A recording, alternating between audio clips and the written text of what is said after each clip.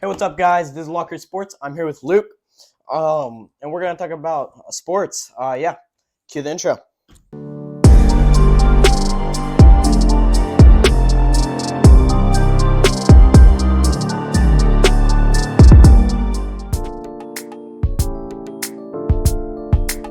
All right. The Spurs won the lottery. It's almost 100% chance that Victor goes to the Spurs. What are your predictions for the season? I think that even having Victor Wembanyama as their new face of the league or of the franchise, I think that they're going to have to build a better team to be able to make it to an NBA Finals. Do you think within, maybe a few years, even if they can't build like a true team around him, he could do what LeBron did with the Cavs, how he basically dragged them to the playoffs? I'm not saying win a championship, but just drag them to the playoffs. Well, it takes a certain talent to drag somebody to the playoffs like that. And if Victor Wembanyama has that talent, then I would say in the future, once he matures as a player and gets stronger, he will be able to do that. But only time can tell. Yeah, speaking of which, do you think him playing under Coach Popovich, how much do you think that's going to affect them playing against a team that doesn't have a secure coach? Having Pop as a coach will pretty much help any player who plays for them. Like, he's good at shaping players and teams. Yeah, like Kawhi and Keldon Johnson. Yeah. Like, he made those guys who they are today because of the coaching. And there's a few other teams with coaches like that. Mm-hmm. But yes, I think that'll be a big effect in his career, having Pop as a coach. Yeah. What else? Is there anything else you got about Victor? Like, any other predictions? Like, anything else you think could happen? Let's know. Instead of maybe like a year, few span, let's say like 7-8 years from now, like stereotype. Give me a stereotype. Let's say they build a good team around him, and the stereotype that no good team is built around him, that it's still a pretty bad team. Well, in 7 to 8 years, if he has a good team, I think they'll be winning championships maybe back to back and become another dynasty like they've had in the past. If they don't build a good team, I could see him being upset with the franchise and requesting a trade. Yeah, definitely. I could see that. And even in that span of time, I don't even know if Popovich would even stay that long. Assuming he wants to stay Victor's whole career, honestly, if he does, that would be a surprise. He would be, honestly, a skeleton at that point, considering he already looks like one already. Maybe. Anywho, so, like, what could they do to start building around him right now? Like, is there any players who, like, if you're the GM of the Spurs, like, what are you thinking? Like, who are you targeting? There's been rumors about Trae Young, and I feel like they have enough assets and maybe picks so they could possibly make a trade. It's not realistic, but if Trae Young was on the board, I would go for Trae Young along with him being a center. Yeah, I would maybe do something similar to that if I was going win now. But honestly, just right now with all the win now, I feel like there's not a ton of assets who they could have. And plus, it's not like there's some team that's struggling with picks like the Lakers. I personally think it'd be smarter to wait and sign a player like maybe a Luka or even like a Giannis. LeBron got swept by the Nuggets.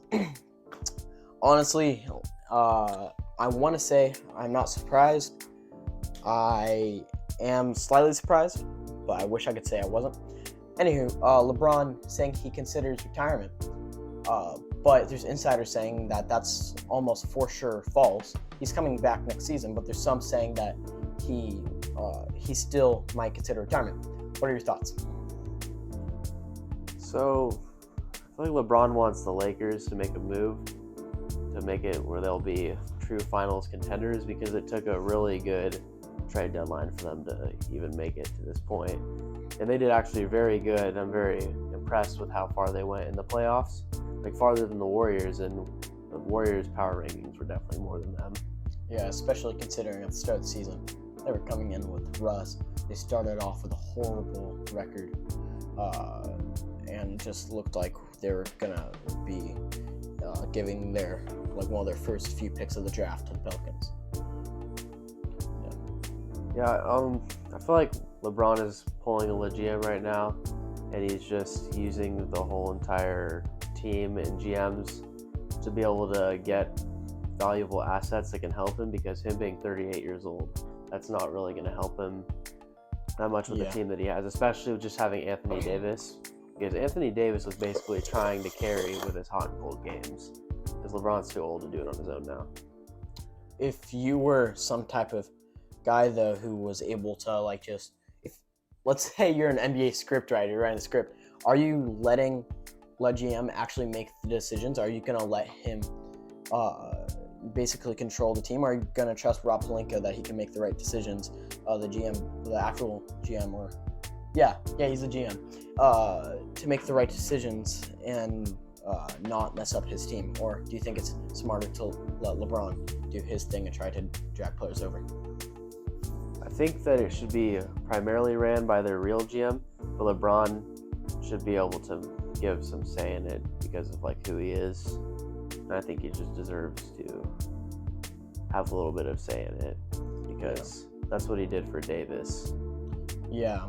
My thoughts personally is with the new CBA, I don't remember everything exactly, but it's nearby impossible at this point. Like, how are you gonna even get that type of guy or players and stuff like that without trading away your whole future, let alone the fact they barely have any picks to start off with? But like, there's only so many guys out on the market right now. Like, and obviously he wants Kyrie, he wants his buddy. Like, he misses the days when he could have a horrible game, he could look over and he has this consistent guy with Kyrie just going over, and he can drag a few games for him. Like, he can pick up what LeBron is accidentally dropping. But they would have to trade away all of the good assets they got at this trade deadline. They got all of this to be good. And like, based on like what we saw with like Russ, even then it was cool, the idea to have Russ, they had AD, they had LeBron, they're all together, and it seemed cool, but it just ended up horribly. But this would make more sense with Kyrie because he fits better with the match. But AD would have to be the third guy, and then they would have almost no depth. They would have to probably trade Rui, probably have to trade Mo Bamba. That's probably not the worst asset to trade, but still, then you probably have to drop a few guys. You have to waive a few guys like Austin Reeves. You probably have to waive him or trade him, or just let him walk for free, and just make some bad decisions just to get him. But if you're the Lakers or if you're LeBron, are you making that bet? Are you gonna try to still go for Kyrie? Or are you gonna stick with who you have? You're gonna try to get, or even another free agent that you might have in mind. And like, who are you gonna try to go top heavy, or are you gonna stick with what you got with the depth?